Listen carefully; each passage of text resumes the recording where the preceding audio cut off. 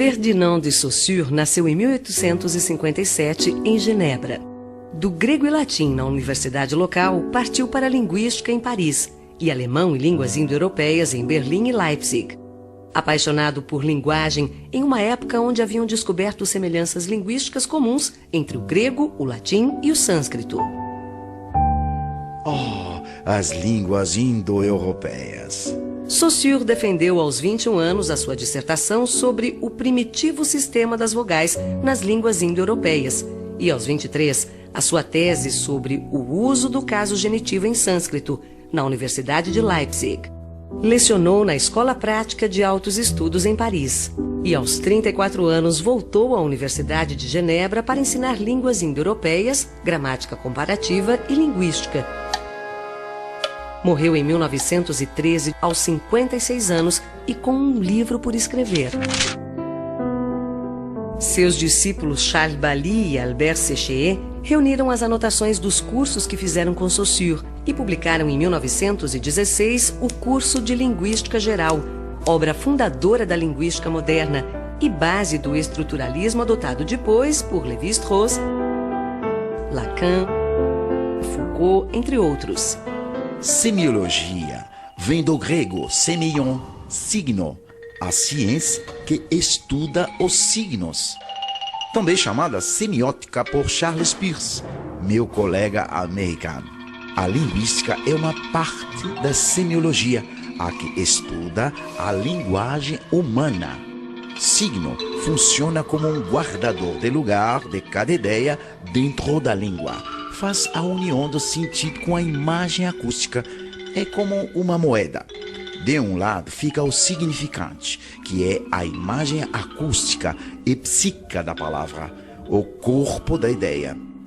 E do outro fica o significado, a alma da palavra, o conceito. Um não vive sem o outro.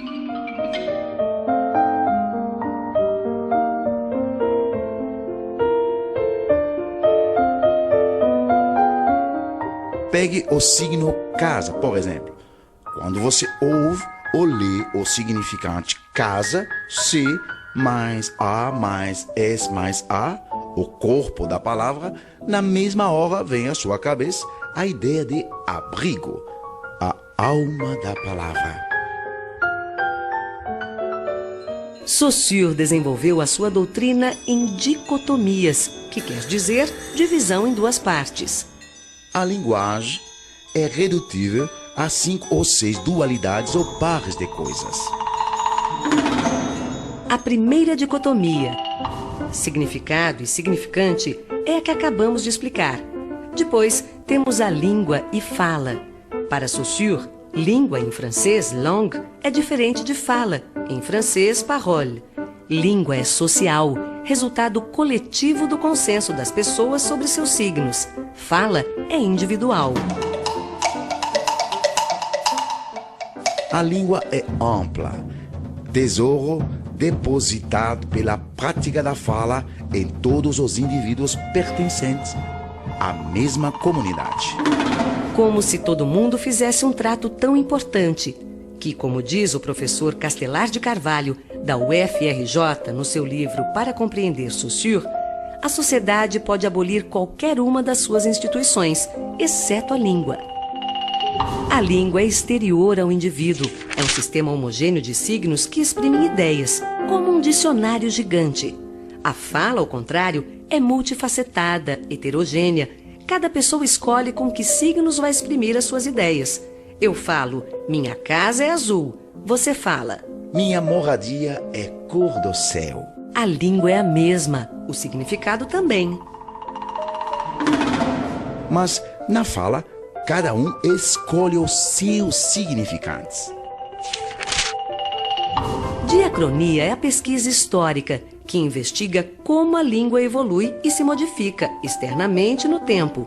Por exemplo, como foi que senhorinha virou senhorita? Sincronia é a pesquisa descritiva, foca no interior da língua, em um tempo X, no intuito de descobrir como a língua funciona. Saussure foi muito criticado porque focou na sincronia. Eu queria era entender as relações dos signos, uns com os outros, dentro da língua, sincronicamente. Isso é, ao mesmo tempo, e não ao longo do tempo. Ele compara a língua a um jogo de xadrez. No xadrez, o valor de cada peça depende de sua posição no tabuleiro. Na língua também, cada peça tem seu valor determinado pela oposição aos outros elementos. O tempo não muda a regra básica do jogo. Isso nos leva à linearidade e à arbitrariedade. A língua tem linearidade, ou seja, os elementos são colocados em linha, um atrás do outro, em uma ordem pré-estabelecida, que faz com que você fale a pata nada e não a nada pata. Embora o pensamento não seja sucessivo, linear, quando ele se concretiza em significantes, automaticamente faz uma fila de palavras, a frase. Seus elementos se apresentam um após o outro em cadeia. O pensamento funciona assim como uma força estruturante da língua.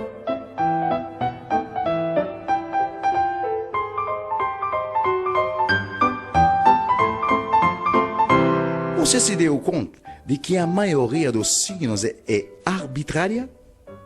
Um cão, por exemplo, poderia muito bem se chamar gato, e o gato, elefante. Alguns signos, quando decorrem de outros, como por exemplo 19, decorrente de 10 mais 9, são motivados, mas a maioria é imotivada. E finalmente, a quinta dicotomia. O paradigma, como bem diz a palavra, é um modelo gigantesco da língua, onde ficam guardadas todas as relações virtuais possíveis entre os signos, sentadas no banco de reservas da memória. Se eu digo Maria come sorvete, busquei no banco esses 3 signos e fica presumido que eu não busquei outros.